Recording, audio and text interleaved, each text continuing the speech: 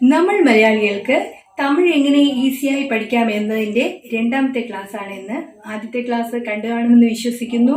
ആദ്യം നമ്മൾ ഉയിരെഴുത്തുക്കളെ കുറിച്ചാണ് പഠിച്ചത്. ഇന്ന് മെയ്യെഴുത്തുക്കളെ കുറിച്ച് പഠിക്കാം.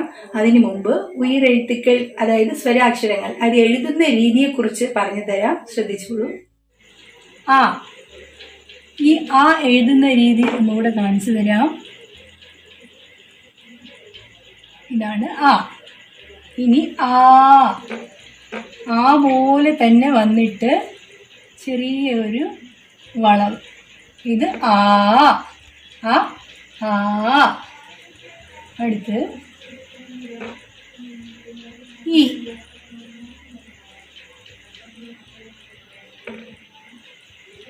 അടുത്തത് ഈ. ആ ഈ.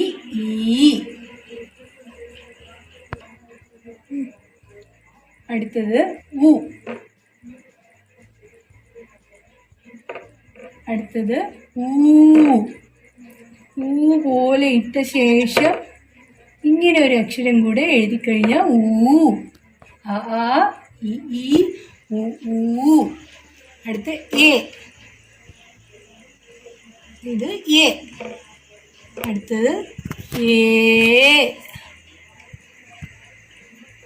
അടുത്തത് ഐ.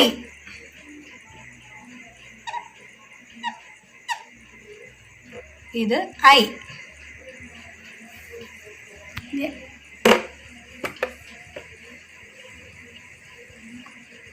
അടുത്തത് ഓ.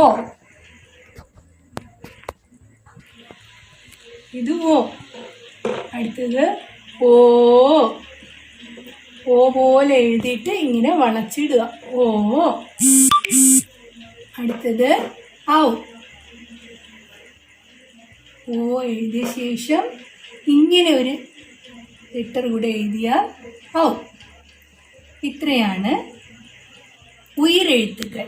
പിന്നെ ഇങ്ങനെ ഒരു അക്ഷരം കൂടെ ഉണ്ട്. ഇത് അക് എന്ന് പറയും. തമിഴിൽ ആയുധ എഴുത്ത് എന്നാണ് ഇതിനെ പറയാറ്. ആയുധ എഴുത്ത്. പക്ഷേ ഈ എഴുത്ത് അധികം തമിഴിൽ ഉപയോഗിക്കാറില്ല. ഈ ഉയിരെഴുത്തുക്കൾ ആ മുതൽ ഔ വരെയാണ് ഉപയോഗിക്കുന്നത്. ഈ ആയുധ എഴുത്ത് അങ്ങനെ ഉപയോഗിക്കാറില്ല. പക്ഷെ അങ്ങനെ ഒരു എഴുത്ത് ഉണ്ട്. ആയുധ എഴുത്തെന്നാണ് അതിനെ പറയുന്നത്. അടുത്തത് മെയ്യെഴുത്തുക്കളെ കുറിച്ച് പഠിക്കാം. ഇക്, ഇങ്, ഇച്ച്, ഇഞ്ഞ്, ഇട്ട്, ഇൻ, ഇത്, ഇൻ, ഇപ്, ഇം, ഈ, ഇർ, ഇൽ, ഇവ്, ഇൾ, ഇൾ, ഇർ, ഇൻ. ഇതാണ് മെയ്യെഴുത്തുക്കൾ. ഒന്നുകൂടെ പറഞ്ഞു തരാം.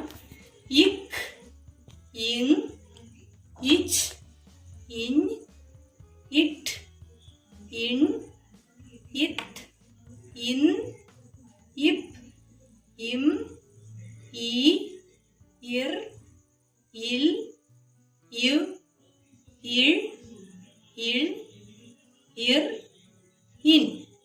ഇതാണ് മെയ്യെഴുത്തുക്കൾ.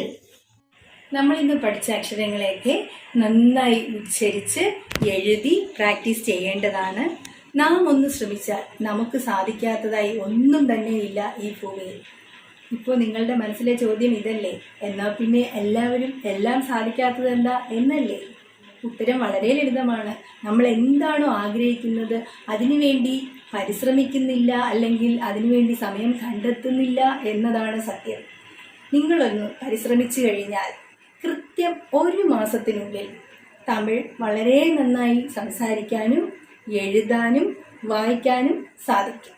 വാഴ്ക തമിഴ്.